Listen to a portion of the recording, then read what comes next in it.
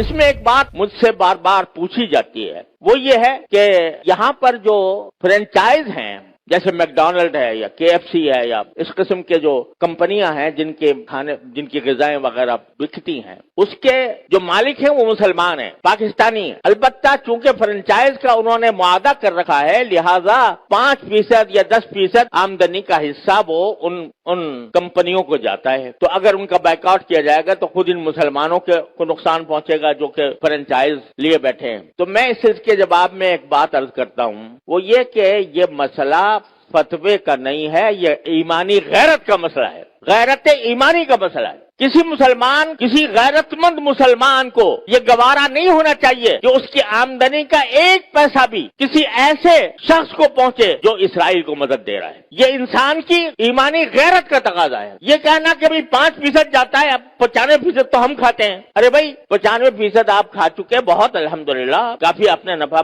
بنا لیا۔ اب آپ یہ تو کر سکتے ہو کہ اس فرنچائز کو ختم کر کے اپنا کاروبار شروع کر دو۔ اگر اس کو ختم کر کے اپنا کاروبار شروع کرو گے تو ذرا تھوڑا سا پتہ تو چلے گا ان کو کہ یہ جو ہم دنیا بھر کے اندر ہم اپنی مصنوعات چلا رہے ہیں، دنیا بھر میں ہمارا سکہ چل رہا ہے، اس کا کچھ اثر تو ہوگا۔ یہ کہنا کہ 5% جا رہا ہے ان کو اور ہم نے 5% جا کے کیا اس میں کیا فرق پڑے گا؟ آپ ذرا یہ سوچو کہ اگر کوئی میری آمدنی کا 50% نہیں 1% کسی ایسے شخص کو پہنچ رہا ہو جو میرے باپ کے قتل کی سازش کر رہا ہے، گوارا کرو گے کہ میری آمدنی کا 1% ایسے شخص کو دیا جا رہا ہے جو میرے باپ کے قتل کی سازش کر رہا ہے یا میرے قتل کی سازش کر رہا ہے؟ تو یہاں اس کو 1% اور 2% اور 5% سے ناپو گے۔ لوگ فتوے کی بات کرتے ہیں، یہ فتوے کا مسئلہ نہیں ہے، یہ ایک غیرت ایمانی کا مسئلہ ہے، اور اس غیرت ایمانی کے تحت یہ میں سمجھتا ہوں کہ کسی غیرت مند مسلمان کو اس کا اقدام نہیں کرنا چاہیے۔ لہذا یہ بھی اس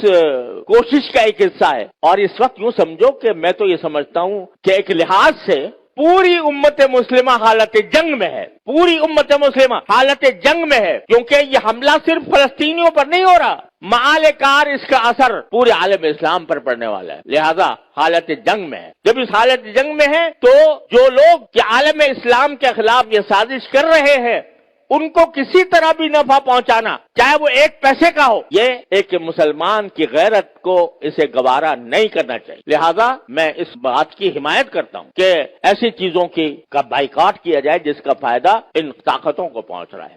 تو اپنی سی کوشش کرو، اللہ تعالیٰ سے دعا جاری رکھو، کوئی وقت خالی نہ جائے جس میں اللہ تعالیٰ سے نہ مانگا جا رہا ہو، اور پھر اللہ کے فیصلے پر راضی رہو۔ پھر جو اللہ کا فیصلہ ہے وہی برحق ہے، وہ ہماری خواہش کے مطابق ہو تو برحق ہے، ہماری خواہش کے خلاف ہو تو برحق ہے۔ تو بس یہ ہے پریشانی کا علاج۔ اللہ تبارک و تعالیٰ اپنے فضل و کرم سے ہم سب کو اس پر عمل کی توفیق عطا فرمائے۔ وآخر دعوانا الحمدللہ رب العالمین۔